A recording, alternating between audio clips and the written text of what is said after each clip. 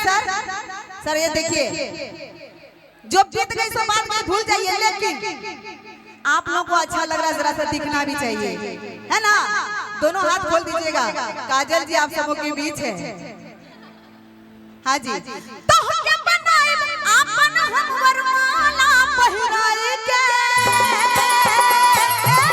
कहां से बना जान तेरिया लड़ाई के, कहां से बना जान तेरिया लड़ाई के, कहां से बना जान तेरिया लड़ाई के, कहां से बना जान तेरिया लड़ाई के।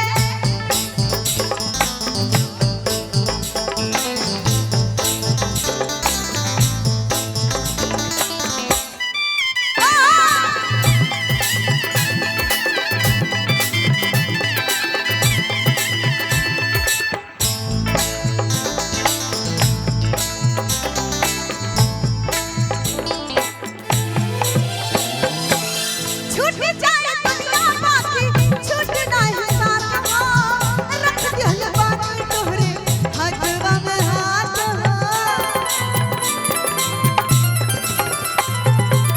छूट जाए दुनिया बाकी छूट नहीं साथ हो, रख दिल बाकी तोहरे हथवा में हाथ हो।